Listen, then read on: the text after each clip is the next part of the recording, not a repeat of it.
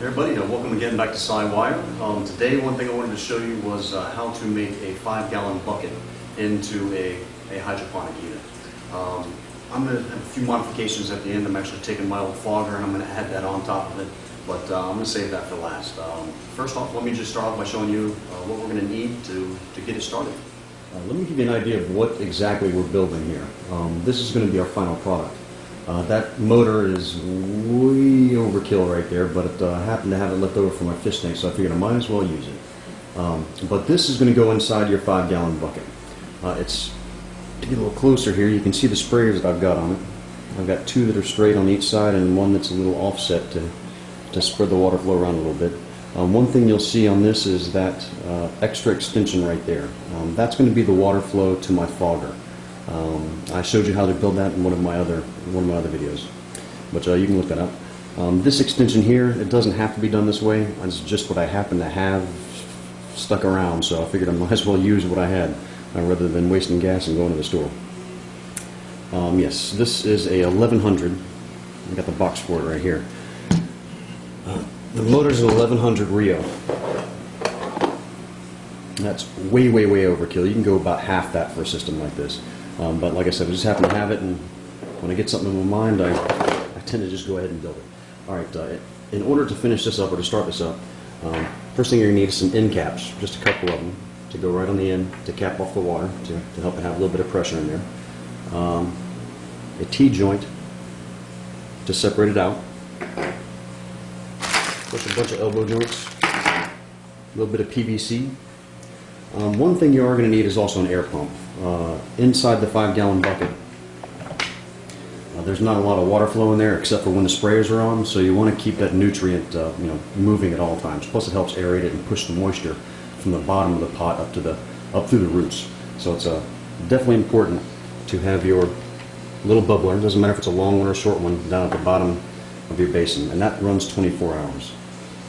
Well, let's see here. Only other thing you're going to need if you decide to take it the extra step, which is to go for the fogging unit, is a little bit of rope, a joiner, and that's basically what I drilled a little hole in right there.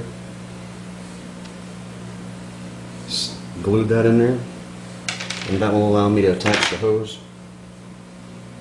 Straight from there, I'll drill a hole in the top side of my 5-gallon bucket, and I'll just set this right up on top of it, and it'll go right in the feed tube for the fogger. Now, if you guys watch my other videos, you know what this is. If not, click one of these buttons over here, and it'll show you. One last thing you're going to need, very important, is this. This fits right up on top of your 5-gallon bucket and creates a nice seal. Has a netting on the bottom to where you can use any kind of media that you like. In this case, I'm going to be using what's called hydroponic.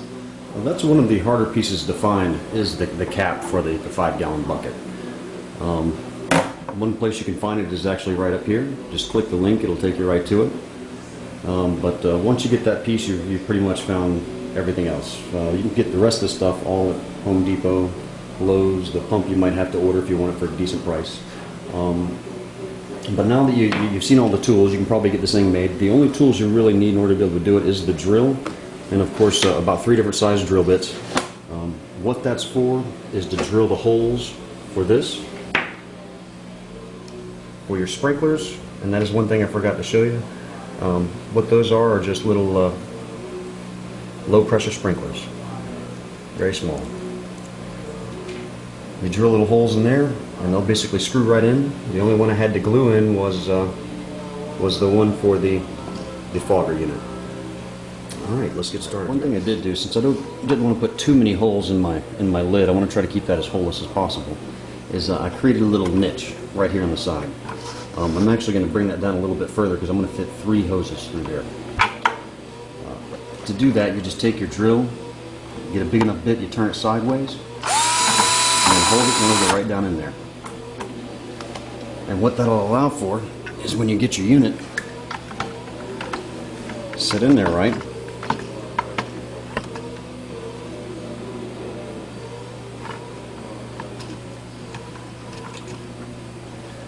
you can simply take the cord and it'll slide right down in there. And then of course when you got your bubbler, which will just drop down the bottom, make sure it's at the bottom, that way it'll keep the airflow going, the water flow. That'll slide right in there also. And I still have a little bit of space left over. What that extra space is left over for is for my fogger unit, which is going to feed right in through here, and see, it comes right to the top. It'll feed right in through here, and that will attach right there, just to drop water inside of my fogger unit to where it doesn't burn out.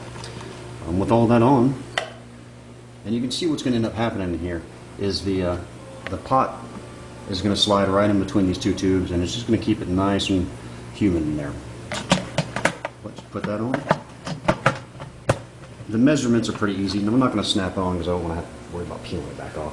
But that's all it's really going to look like. All the cords come out of the side. Of course, you tuck that side against the wall, and that's it. That's it, man. That'll run your unit very nice. Now, if you want to go the extra step, which I'm going to do, I'm probably not going to film because it'll take a little bit too long, but I'm going to put a 1/2 inch hole, or a little bit longer than that, to fit a PVC through here. And it'll allow me to attach my fogger unit right on the side of it, so I can fog out the inside of the 5-gallon bucket.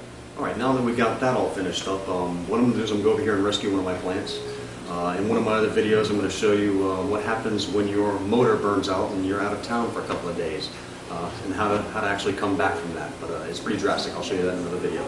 But for right now, what I'm going to do is I'm going to end up taking some hydroponic. I'm going to save one of my most important plants, and I'm going to stick inside this single unit to where it's a lot more maneuverable. I can put it outside, put it inside, do whatever I want to with it. Let's get started. Alright, this is hydroponic. Basically, it's just an expanded clay, but if you get real close, it's you can almost see inside of it. Stupid camera would focus. But what it is very light, and the water actually soaks into it very nice. So it holds with very nice humidity and allows the roots to be able to grow around it. One thing I'm going to do is I'm going to wash it out.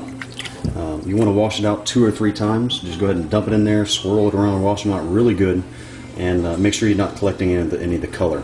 Alright, so we're going to go ahead and get started with that. I'm going to dump this in here now. These are pretty much done. The water is decently clear now. What some people do, and I'd probably recommend, is if you got a little bit of time, it's good to put a little bit of nutrients in with the water. That way when the hydroponic starts soaking it all up, you actually have a little bit of nutrients within the hydroponic.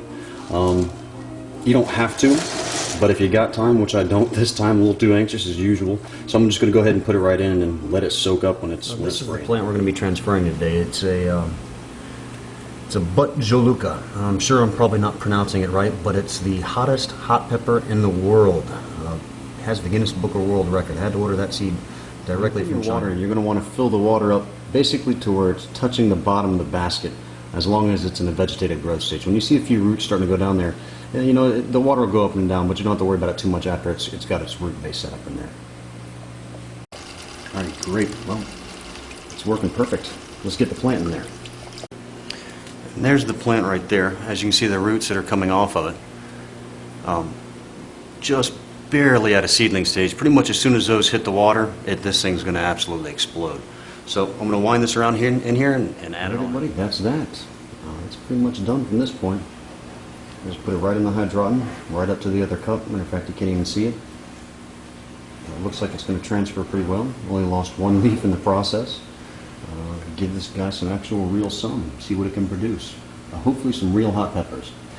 If this has been helpful to you at all, guys, I do this all for free, but I sure wouldn't mind if you'd click some of these links right over here by Google. I forgot to show you what it's going to look like once I end up sticking the fogger unit from my other machine on here, the one that I upgraded from. It's just a single node fogger. I just drilled enough size, perfect size for a PVC hole to slip right through the lid. And it just has an angle on the inside. It's basically going to shoot fog all around the inside. If you want to see how to make one of these, just click one of the links down here or over here, and it'll take you right to how I made those. Alright everybody, good luck. Hope this was helpful. Don't forget to subscribe.